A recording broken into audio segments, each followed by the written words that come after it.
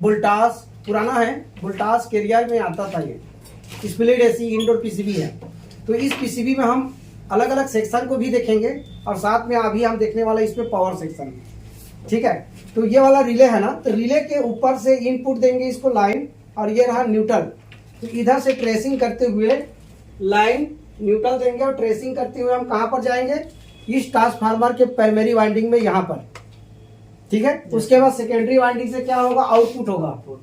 Output होगा तो यहाँ पर ब्रिज में चला जाएगा। देखो ये रहा ब्रिज, और जिस प्रकार से यहाँ पर ब्रिज दिया है उसी प्रकार से ब्रिज को हमने यहाँ पर दिखाया है ब्लैक बोर्ड में, है ना, दिख रहा है। हाँ। फिर ये कैपेसिटर, देखो ये वाला कैपेसिटर कितना का लगा है, 1000 माइक्रोफैराड 35 वोल्ट का। ठीक है, और इसके बाद यहाँ पर 7805, तो देखो यहाँ पर 7805, और ये कैपेसिटर फिर से 100 माइक्रोफैराड 25 वोल्ट, 100 माइक्रोफैराड का 25 वोल्ट का कैपेसिटर। यहाँ तक 5 वोल्टेज लेके जाना ही है। तो चलो आप वोल्टेज चेक करते जाओ। लाइन न्यूट्रल चेक करेंगे कितना वोल्टेज आया, यहाँ पर नोट करो, इस डायग्राम को लिखे होना करो कि यहाँ पर लाइन न्यूट्रल कितना वोल्टेज आया। 220 वोल्ट से 250 वोल्ट के बीच में होते हैं सप्लाई। 220 वोल्ट से 250 वोल्ट के बीच में होंगे सप्लाई। कितना होंगे देखो, एसी वोल्टेज यहाँ पर पहले चेक करो लाइन न्यूट्रल में। बस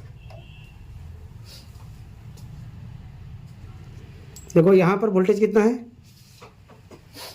230 वोल्टेज है। फिर इसको हम आगे बढ़ाते ले जा रहे हैं फ्यूज में 230। ठीक है, 230 इस तरीके से आगे बढ़ाते हुए हमने कहाँ पहुँच गया, लाइन को कहाँ पहुँचा दिए हैं, प्राइमरी वाइंडिंग में। ट्रांसफार्मर, ये ट्रांसफार्मर है, और न्यूट्रल को भी ले आए यहाँ पर। कितना वोल्टेज है, उतना ही वोल्टेज है 230। ठीक, 230 वोल्टेज इनपुट। फिर सेकेंडरी वाइंडिंग में वोल्टेज चेक कर रहे हैं, देखो कितना है, 142 नहीं है जी, 14 वोल्टेज चेक हो रहा है। ये सेकेंडरी कॉइल एसी वोल्टेज है ना।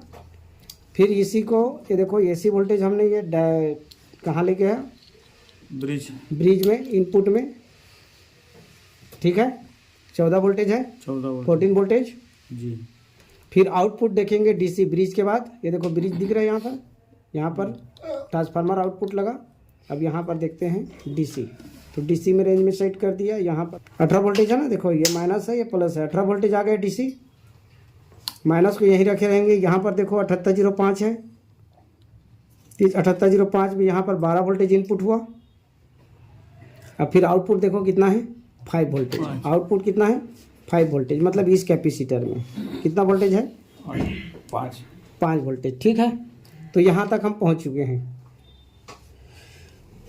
चलो फिर से देखें लाइन न्यूट्रल, लाइन न्यूट्रल। ठीक है, 230-33 है। फिर उसके बाद फ्यूज में आ गए, फ्यूज से पार किए, कितना है, वही वोल्टेज है। फिर प्राइमरी वाइंडिंग, फिर सेकेंडरी वाइंडिंग, फिर उसके बाद डीसी 18 वोल्टेज, फिर उसके बाद 5 वोल्टेज। ठीक, 5 voltage 1, 18 voltage 2, AC voltage input bridge में 14 वोल्टेज, 15 वोल्टेज है। ठीक है, ये ट्रांसफार्मर में। फिर आउटपुट देखेंगे एसी वोल्टेज, ये मतलब प्राइमरी वाइंडिंग में ट्रांसफार्मर का 230-34 वोल्टेज है।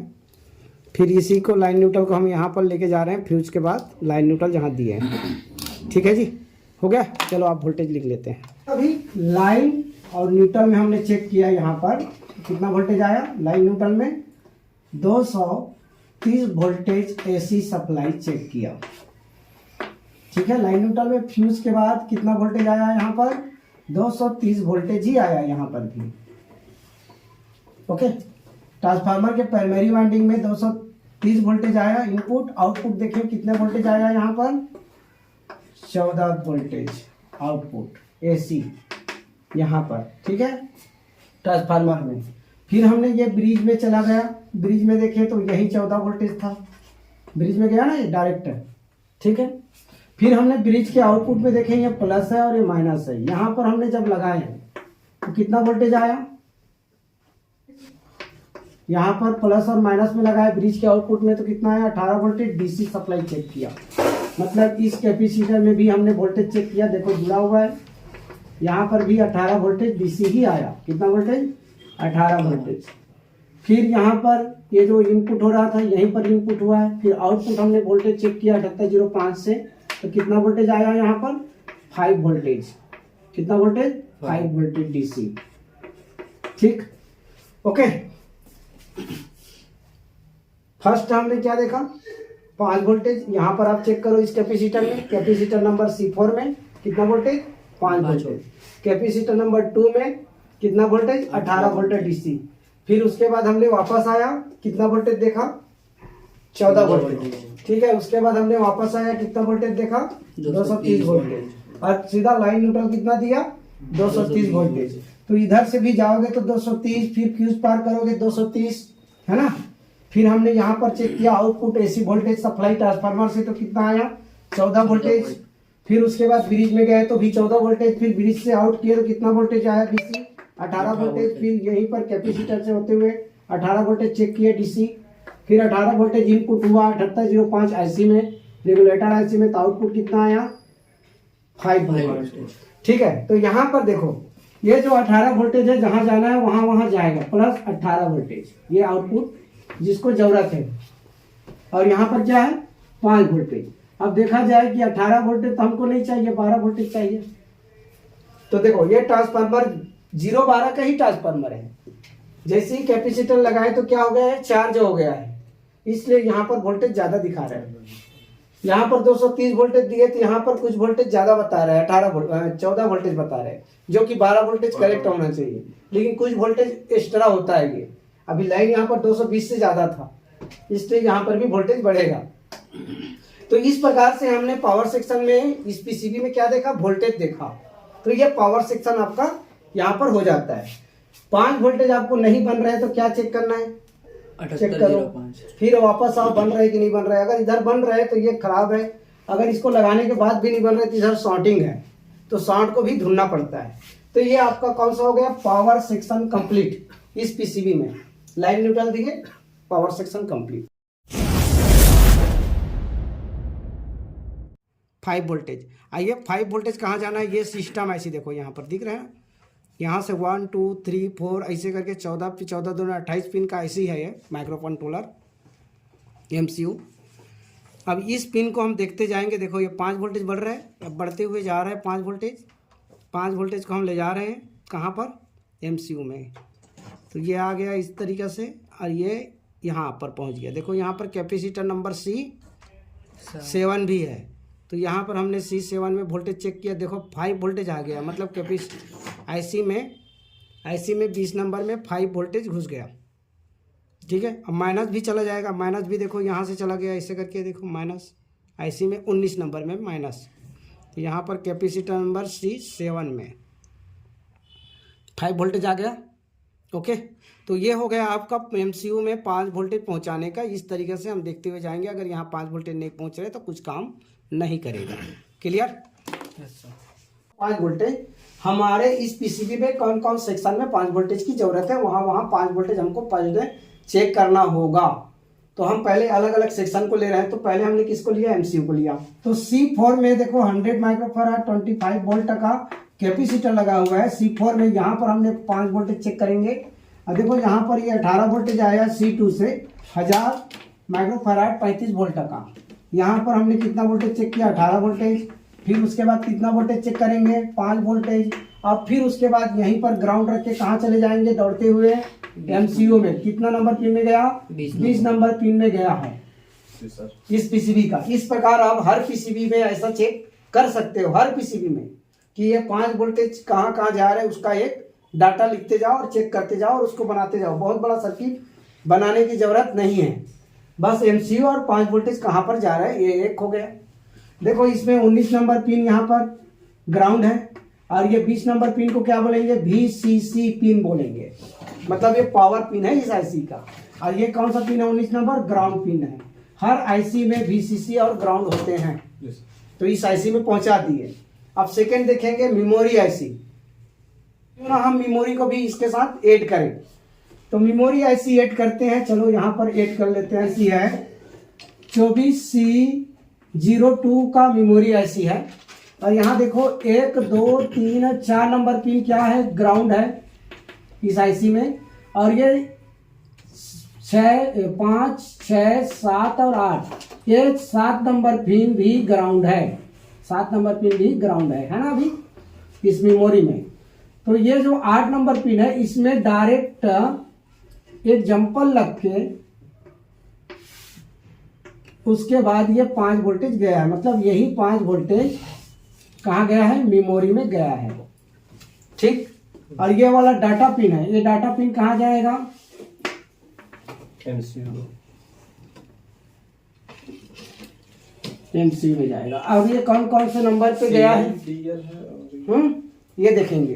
तो अभी डीसी वोल्टेज देख रहे हैं, यहाँ से ग्राउंड कर सकते हो या फिर इसका भी ग्राउंड ले सकते हो, जहाँ आपको ग्राउंड लेना है वहाँ से ग्राउंड ले सकते हो। चलो तो हम इसी का ग्राउंड ले लेते हैं मेन वाला।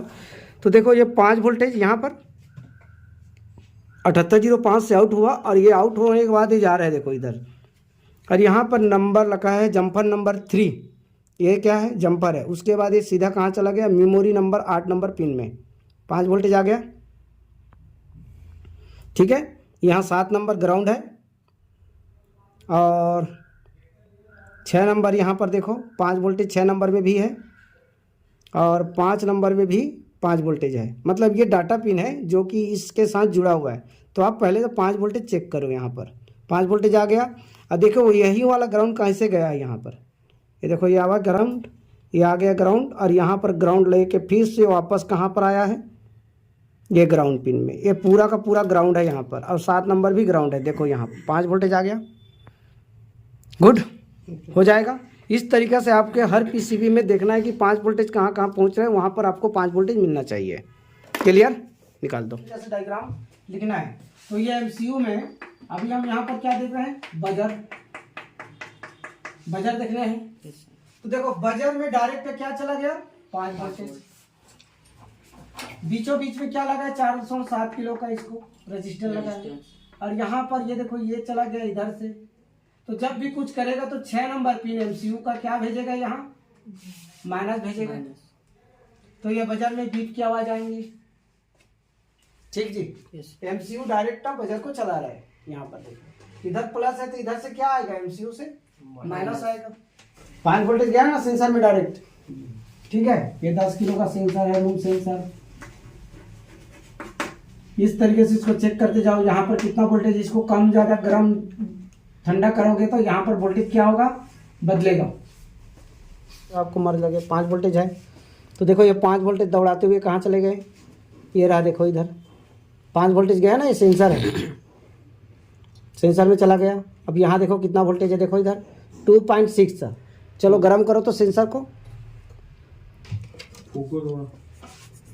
देखो ठीक है, बदल रहा है ना वोल्टेज।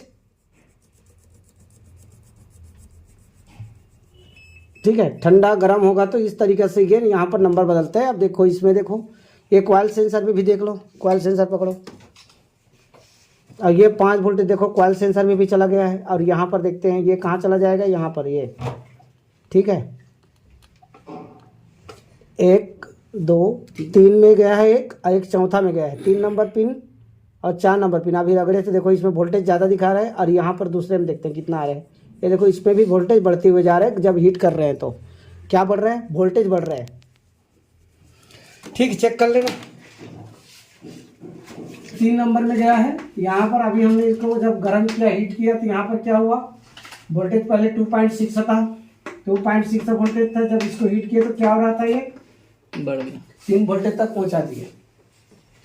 जब ये ठंडा होगा तो क्या होगा, नीचे आएगा और उसके बाद कंप्रेसर बंद कर देगा, ऊपर जाएगा, कंप्रेसर चालू रखेगा। ओके, तो कॉइल सेंसर में भी ऐसे ही हो रहा था। तो इसी प्रकार कॉइल सेंसर को भी लिख लो, ये कितना किलो का है, 10 किलो का। तो देखो यहाँ पर फिर से हम इसको लगेंगे, कितने नंबर पिन में आ रहा है, 4 नंबर पिन में। Same to same circuit diagram है। यहाँ पर 2.6 वोल्टेज था, जैसे इसको रगड़े तो कितना हो गया, 3 वोल्टेज तक पहुँचा दिए गर्म करके। ठीक, ये हो गया आपका सेंसर। अब इस चीज़ को ढूंढो हर पीसीबी में, एसी, फ्रिज, वॉशिंग मशीन जो भी है आपका, इन्वर्टर एसी और नॉर्मल एसी, इसी प्रकार का डायग्राम बनेगा। उस डायग्राम को बनाने की कोशिश करो, कुछ डिजाइन क्या दिया है। लेकिन क्या है यहाँ पर डिवाइडर सर्किट बना है, एक तरफ सेंसर खुद रेजिस्टेंस बना है, एक तरफ एक और रेजिस्टेंस है। ठीक है जी, क्लियर? तो ऐसे ढूंढो, हर पीसीबी में मिलेगा। ये IR है, जिससे रिमोट हम चलाएंगे ना, यहाँ पर जाएगा। ये देख लो, तीसरे नंबर पिन में 5 वोल्टेज दिया है इसमें, है ना। और बीच वाला क्या है, ग्राउंड है। और ये वाला कहाँ चला जाएगा, MCU में, पिस्टन नंबर 1, और ये इसका नंबर है 187। ये दिखने में इस तरीके से यहाँ पर लगा हुआ है, इस तरीके से फोटो बनाओ इसका 1 2 3। देखो पहला वाला कलेक्टर है, बीच का वाला बेस है, और अंतिम वाला इमीटर है। कौन सा नंबर है, 187 नंबर का ट्रांजिस्टर है। और इससे देख के आपको क्या लग रहा है कि देखो यहाँ पर पहले से माइनस है, मतलब ये क्या भेजेगा, प्लस। तो ये काम करेगा बेस, कलेक्टर, इमीटर और बेस, मतलब LPN ट्रांजिस्टर है, LPN ट्रांजिस्टर है। तो यहाँ पर पहले से ग्राउंड करके रखा है, डाउन करके रखा है, तो यहाँ से ये प्लस भेजेगा, तो यहाँ पर क्या आएगा, प्लस आएगा, और ये वाला माइनस कलेक्टर को जाएगा, और कलेक्टर को जाएगा तो रिले चालू हो जाएगा। और ये कब चालू होता है, 3 मिनट के बाद चालू होता है। ठीक है, कूलिंग करने के लिए लगा हुआ है। क्लियर? देखो चेक करो कितना कितना वोल्टेज है। ये देखो, ये कुल वाला अभी ब्लिंक कर रहा है, मतलब रिले अभी बंद है ना। तो क्यों ना हम रिले में सप्लाई देख लें। देखो ये रिले है, यहाँ लाइन जो है दिया है, और यहाँ से आउट होगा, कंप्रेसर लिखा है वहाँ से। तो फिर से हम माइनस कहाँ से रखेंगे, इसको DC में रखो। ये माइनस ले लिए, अब देखो ये प्लस, ये वाला प्लस देखो यहाँ से घूम के कहाँ जा रहा है, यहाँ 2003 में भी आ गया प्लस 18 वोल्टेज, और ये रिले में भी आ गया। देखो ये फैन मोटर के लिए 18 वोल्टेज, अब फिर यहाँ पर 18 वोल्टेज, और यहाँ से फिर ये पार होके कहाँ गया, देखो रिले में आ गया, 18 वोल्टेज आया। और यहाँ पर माइनस आना है, तो माइनस आएगा कहाँ से, देखो यहाँ डायोड लग गया है प्लस माइनस के बीच में, इस ट्रांजिस्टर से। देखो ये है इमीटर, ये क्या है, कलेक्टर है। कलेक्टर में देखो 18 वोल्ट पहुँच गया, इमीटर ग्राउंड है। अब बेस में अभी, ये वाला बेस में अभी कोई वोल्टेज नहीं है, बेस में अभी कोई वोल्टेज नहीं है। जैसे इसमें वोल्टेज आएगा तो रिले चालू हो जाएगा। तो इसके लिए वेटिंग करना पड़ेगा 3 मिनट, क्योंकि ये ब्रेकिंग कर रहा है। ब्रेकिंग जब यहाँ पर स्टैंड खड़ा हो जाएगा तो यहाँ पर प्लस देगा। कौन सा नंबर पिन से देगा ये प्लस, देखो ये यहाँ पर आया, फिर जंपर लगा, फिर उसके बाद देखो ये लगा रेजिस्टेंस R10 से होते हुए ये चला गया है इधर, ये नंबर पिन, कितना नंबर पिन है, 12 नंबर पिन। अभी नहीं आया है, तो थोड़ा वेटिंग करते हैं, आने दो। अभी यहाँ पर रुक गया है ना। अब देखते हैं वोल्टेज क्या इसमें कितना कितना है। तो ये माइनस को माइनस में रखें, अब प्लस यहाँ पर देखो 16 वोल्टेज आएगा। लोड लिया तो वोल्टेज कम हो गया, ठीक है। अब इसके बाद यहाँ देखो कितना वोल्टेज है, वोल्टेज कम हो गया ना, 100 मिली वोल्टेज आ गया, मतलब इसमें माइनस आ चुका है, और यहाँ पर प्लस। तो हम डायरेक्ट माइनस प्लस देख लेते हैं। देखो आ गया 16 वोल्टेज, किसमें, रिले में। गुड, समझ गए। और कहाँ से आया, अब देखते हैं बेस में कितना वोल्टेज है। देखो बेस में 0.72 वोल्टेज, मतलब इतना में काम कर लेगा, मतलब करने का ताकत है इसका। ये देखो इधर से फिर यहाँ आ गया, कितना वोल्टेज है, 0.732।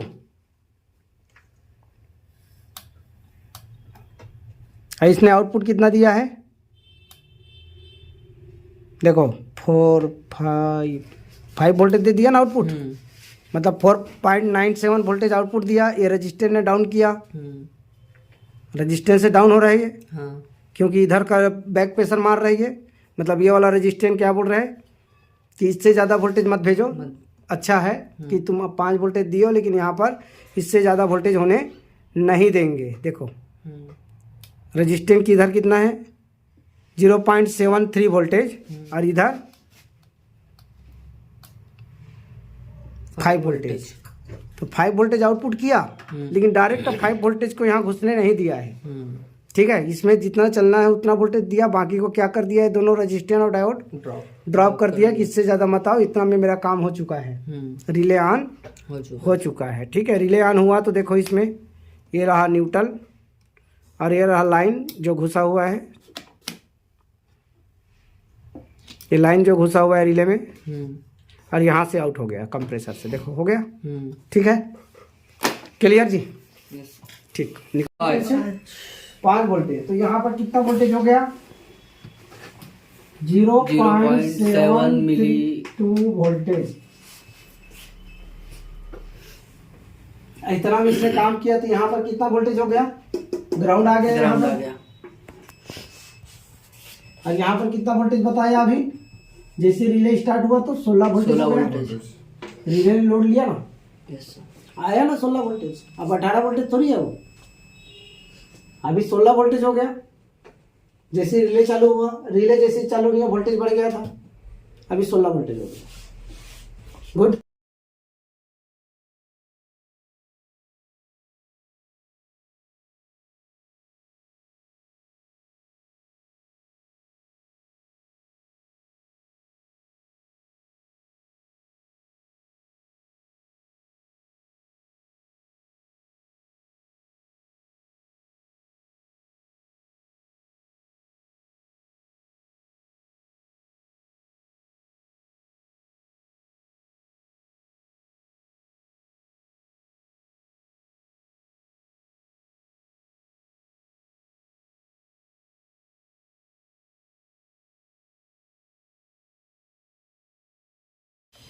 ठीक है, कितना वोल्टेज है, 17-18 वोल्टेज है। ठीक है, चलो उधर देखो दूसरे में, यहाँ पर भी वही है।